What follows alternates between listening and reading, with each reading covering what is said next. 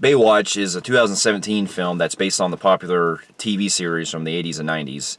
And with David Hasselhoff and Pamela Anderson. Yep. Now, I'm not really too familiar with the Baywatch show. I remember clips of it growing up, and I remember that it was a show basically about lifeguard watching, and they have the slow-mo where Pamela Anderson's walking and everything. I think it had some bits of comedy.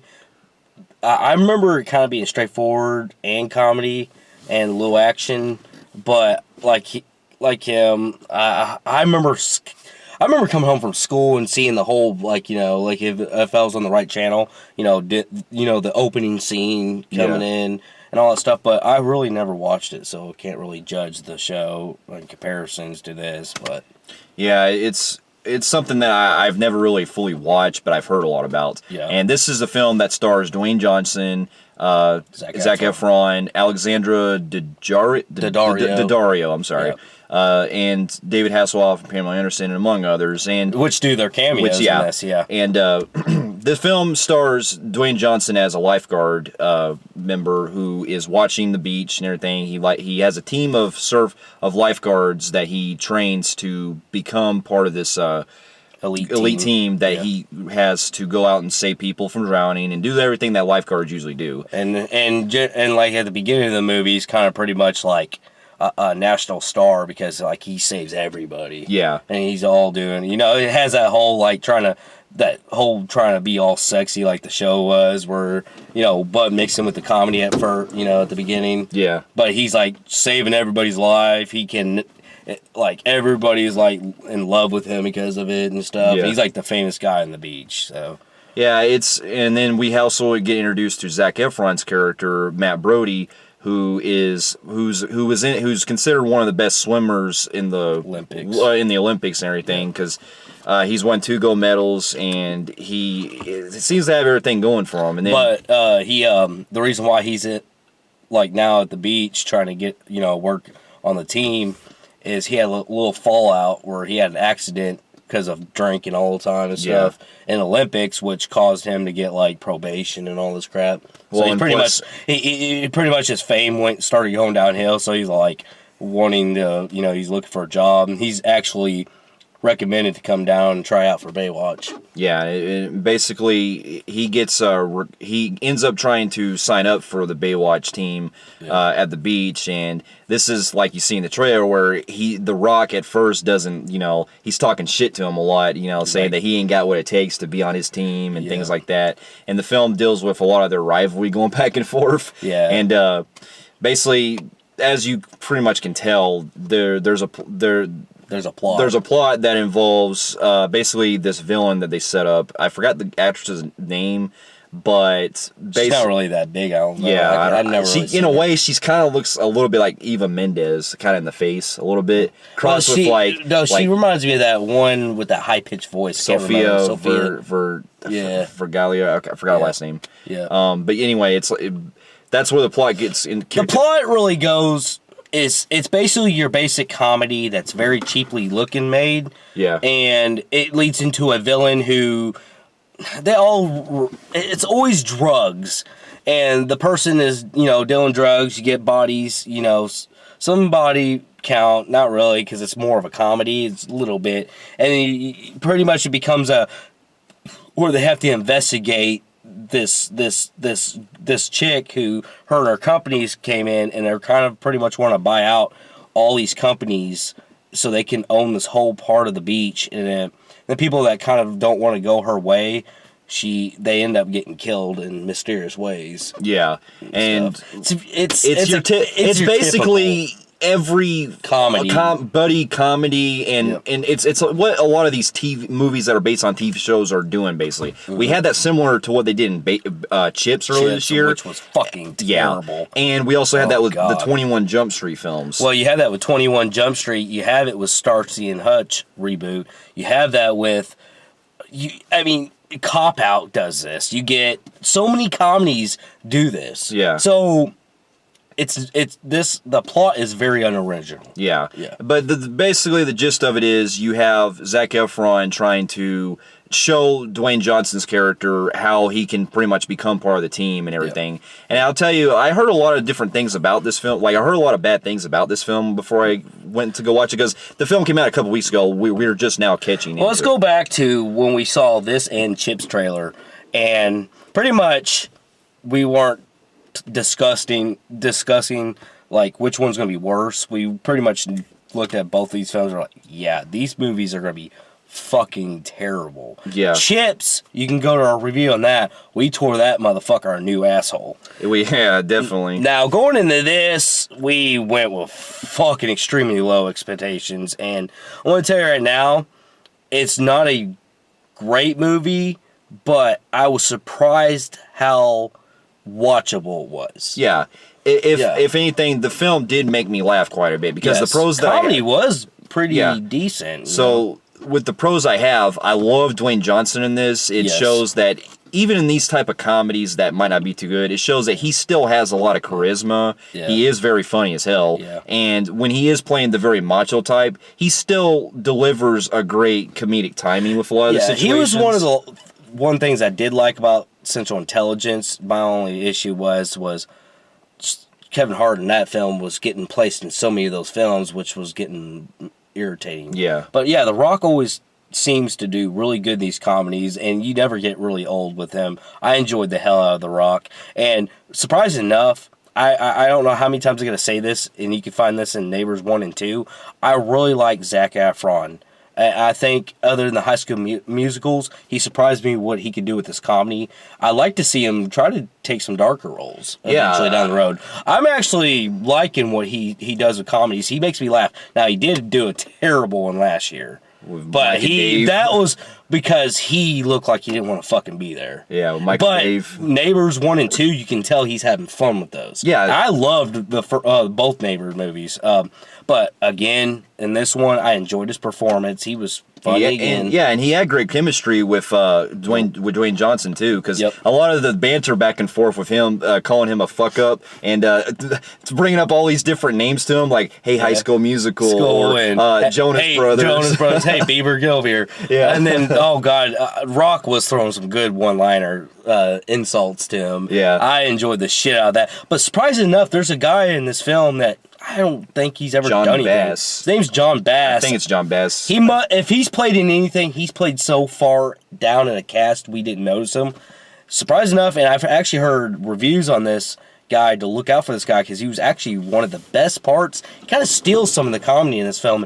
I gotta say, I wish we could have seen more of him, because I was really enjoying him. Yeah. Especially the part where his dick gets stuck in that thing. That shit was fucking hilarious. He basically plays one of the nerdy like tech kind of guys that's basically his dream come true to be on Baywatch. Yeah, and he has the hots for the blonde girl who is basically playing CJ.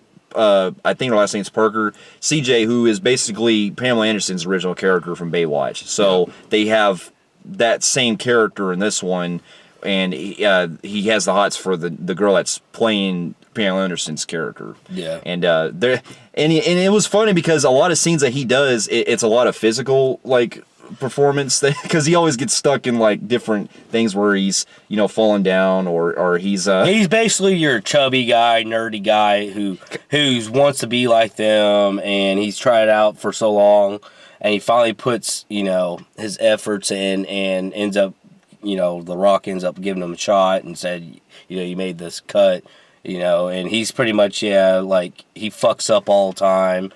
He's shy.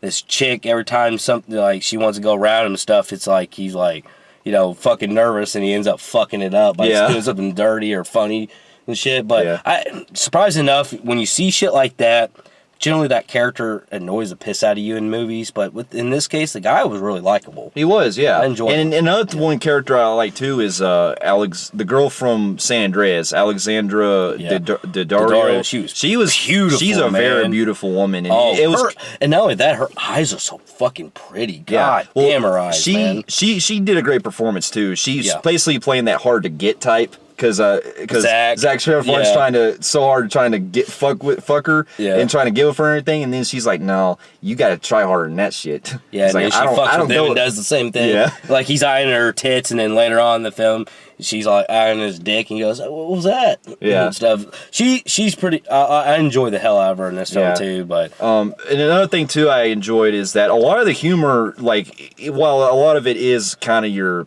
typical dick jokes and, you know, a lot of different sex jokes they throw in there, a lot of it is timed well. It is still very raunchy, and I do really got into it. Now, and I also really like the running joke where when Zac Efron's in Dwayne Johnson's house and he has a little miniature, that fucking little thing, and he's got him looking at him and shit. Yeah. I do like that too. Yeah. But I like the way that the film, when the film spends time with just the team and they're actually doing their Baywatch shit, the film shines there. Yeah, like, it starts out where they're training, and I enjoyed the hell out of their training. In fact, I wish we could have seen more of a boot camp-ish type shit they were going through at the beginning, because it was fucking fun. And then I would like to see more saving and you know, them saving, and doing it in funny fucking ways in the comedy. Yeah. But the problem with this film is where it goes at second. It's kind of third actus. It wants to do the same typical, well, oh fuck, there's drugs being sold, and it's Flocka, the bath salts going around, and it becomes that undercover buddy cop thing. Yeah, again. where they have to go undercover and stop a villain that's releasing drugs and things like that. Did we go through our pros? Yeah, well, another pro I do have is they did also have some cool, like, sweet moments where you kind of feel like Zac Efron is the one who he's kind of a fuck up at first, but I also like how get emotional. You get emotional where he is, you know, coming to terms with a lot of the things that are where happening. He knows he's a fuck up, and he'll straighten. But other than that, there ain't much pros to this movie. So we get to our cons. I really did not give a fuck about the whole buddy cop bullshit. I did with them because they would fuck up. I didn't care for the villain and the purpose of, like, the drugs, because I've seen it so many fucking times done in comedies.